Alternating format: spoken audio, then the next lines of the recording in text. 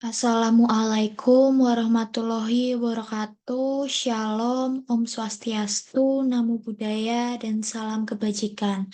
Perkenalkan, nama saya Karen Quinino Stefani, bisa dipanggil Karen dengan NIM G0024138 dari kelompok B7. Di video kali ini, saya akan menjelaskan mengenai anatomi kardiorespirasi. Lebih tepatnya, ini soalnya saya akan menjelaskan mengenai anatomi dari Tractus respiratorius inferior. Baik, lanjut. Ini merupakan preparat yang nanti akan saya jelaskan. Baik, saya mulai untuk menjelaskan bagian-bagian dari Tractus respiratorius inferior. Bagian yang pertama itu ada trakea. Ini trakea.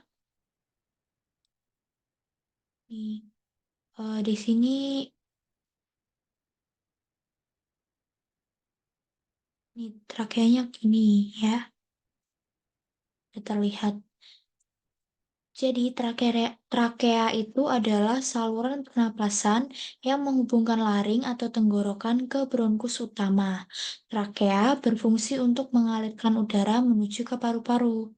Struktur dari trakea itu panjangnya sekitar 10-12 cm pada orang dewasa. Letaknya di depan esofagus atau kerongkongan, memanjang dari laring C9 hingga bikurvasi trakea hingga bifurkasi trakea T5. Jadi dari C6 sampai T5. Saya ulangi lagi, mohon maaf. Dari letaknya itu dari C6 sampai T5, di mana trakea terbagi menjadi dua bronkus utama. Nah, sekarang saya akan menjelaskan mengenai strukturnya. Trakea itu memiliki dinding yang terdiri dari cincin kartilago berbentuk C atau kartilago trakealis yang memungkinkan trakea tetap terbuka meskipun ada perubahan tekanan udara. Bagian posterior trakea terdiri dari otot polos yang disebut musculus trachealis. Fungsi dari trakea itu sendiri adalah yang pertama yaitu mengalirkan udara dari laring ke bronkus, yang kedua menjaga jalur pernapasan terbuka untuk proses respirasi, yang ketiga untuk melindungi paru-paru dari partikel asing melalui silia dan mukus.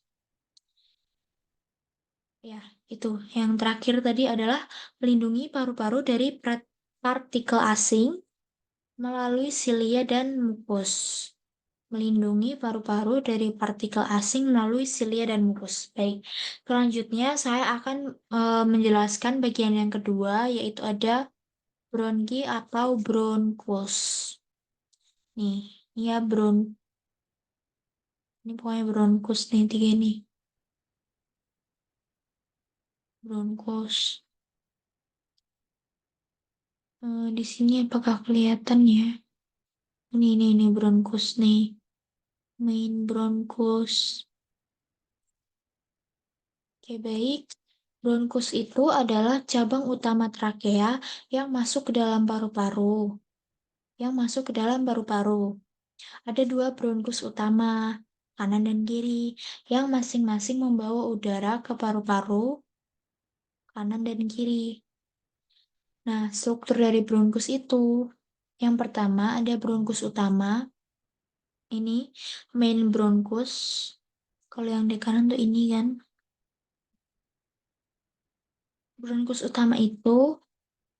Jadi, trakea membelah menjadi dua bronkus utama, kanan dan kiri pada titik bifurkasi trakea atau T5. Nah, bronkus kanan lebih besar dan lebih vertikal daripada bronkus kiri. Makanya ini yang ditunjuk yang kanan, ya kan? Terus, cabang-cabang bronkus itu, setiap bronkus utama membelah menjadi bronkus sekunder atau lobaris yang menuju ke lobus-lobus paru.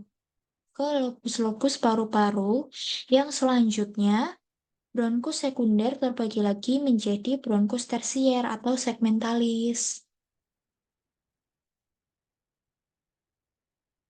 Oke, udah.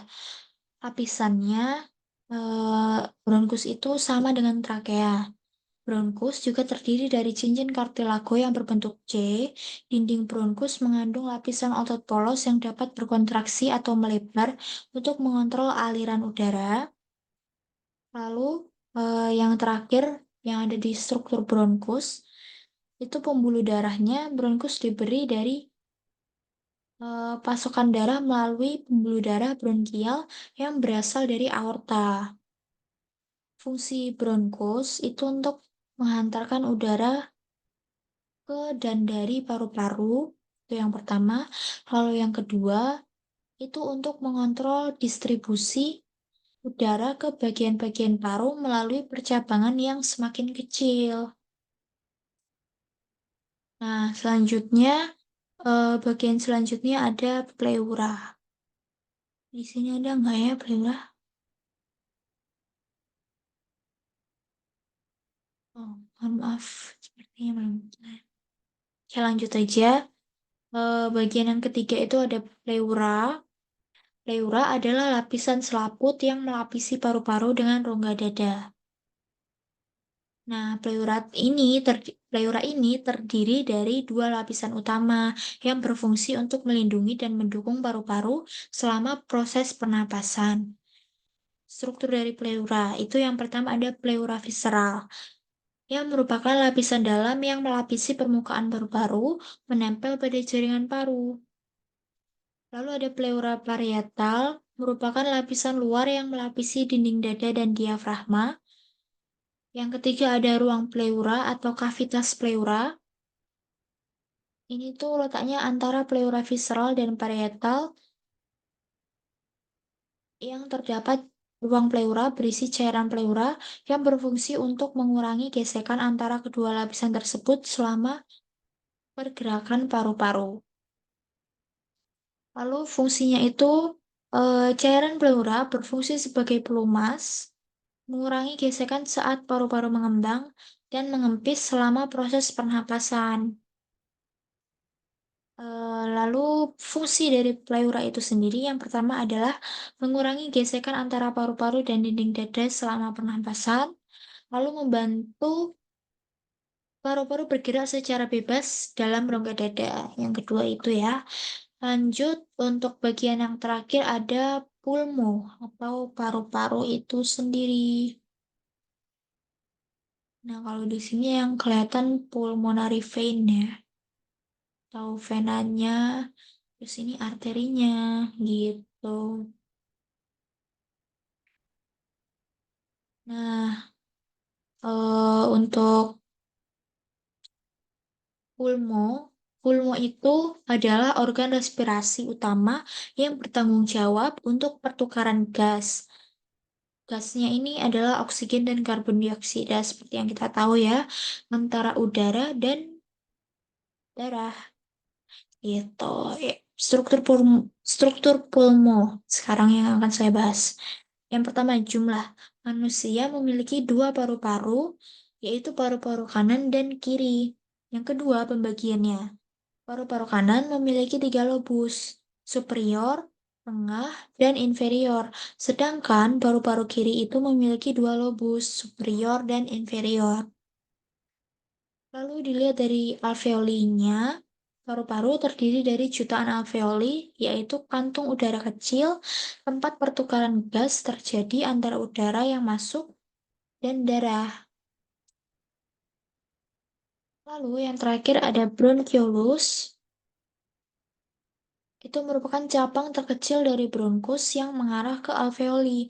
Bronchiolus tidak memiliki kartilago dan memiliki lapisan otot polos untuk mengatur aliran udara. Fungsi dari pulmo itu sendiri, yang pertama untuk pertukaran gas. Di alveoli, oksigen itu dipertukarkan dengan karbon dioksida dalam darah. Oksigen diserap ke dalam darah, sementara karbon dioksida dikeluarkan ke dalam alveoli untuk dihembuskan.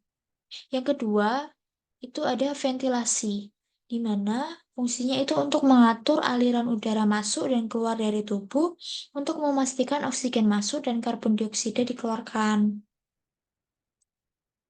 Baik, sebentar, mohon maaf. Nah, baik, sekian dari saya. Saya kira cukup untuk penjelasannya mengenai anatomi dari traktus respiratorius inferior. Apabila ada salah kata dan perbuatan, mohon maaf. Terima kasih.